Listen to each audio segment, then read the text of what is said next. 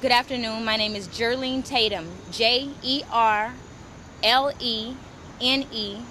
Last name Tatum, Tatum. The parents have chosen to not face the cameras today. Therefore, I will be reading a statement on behalf of the parents of the accused. On October 31st, 2006, a horrible act of violence took place that has forever changed 13 young lives. An act of violence that not only brought physical and emotional pain to 3 young women, it has brought emotional pain to our children who have been accused of a hateful crime. We have a desire for justice, just as the plaintiffs do, if not greater, because the true assailants of this crime are free and need to be brought to justice. We have been separated from our children for almost 100 days, and we are pleased and thankful that the judge is allowing us to take them home. But for any of you who were in the courtroom, who heard the arguments, who saw the evidence that was put before the court, you know it presented an abundance of reasonable doubt. We believe this case was not about truth, but about conviction, and we will seek restorative justice. Our children were wrongly identified, arrested, convicted, and sentenced for a crime that we believe they did not commit, while the true assailants have continued to be free and will continue to be free from the humiliation our children have endured.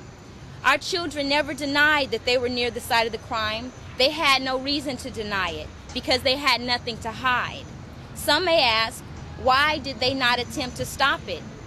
Well, some did, and that is why they were arrested for attempting to help. Our children did not have an opportunity to let their voices be heard outside of the courtroom, so we became our children's voices. It is our responsibility as parents. We have been told that we do not have a right to speak, a right that has clearly been granted to us by the Constitution of this country. We, the parents, and our children have been stereotyped, humiliated, demonized, criticized, lied on, isolated, and marked as gang members, and denied justice, and our lives will never be the same. We asked the community to listen to us, and they turned their backs on us. And because so many chose to stand silent due to their fear that they would be labeled or isolated, opportunists stepped in to create more heartache in this already horrible situation.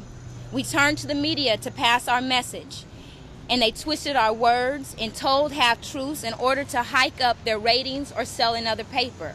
Yet, today, we forgive. We stand here with forgiving hearts, and everything we have gone through, we forgive, because we understand that forgiving is the first part of healing. And as we begin our healing process, we will trust the justice process and continue to reach for restorative justice. This is our effort to build a bridge over troubled waters, and we are willing to work diligently to calm the waters in this city. What happened on October 31st, 2006 was a terrible act of violence, and it is now time for healing. Healing of all who have been affected by this. Healing for this city. Many lessons have been learned in this, and we would like to pass them on. We would like to encourage parents to educate themselves and their children on how the juvenile justice system works. Teach your children the skills of nonviolent conflict resolution. Tell your children that if they see that something is going wrong and they do not want to be part of it, to get away from it and notify the authorities of what they have seen. Teach your children cultural and racial acceptance. And to everyone, stop pointing out the differences that we possess as people, but our similarities. We are a diverse city, this state, this country, and our diversity should be embraced. But we cannot do that until we accept one another. We also ask that each of you start the healing process as well and have forgiveness in your hearts. As we have expressed before, we thank those who have prayed for us and with us, and we ask that you continue to pray for the victims, their families, our children, our families, the judge and his family, the attorneys, and all who have been affected by this tragedy. May God bless.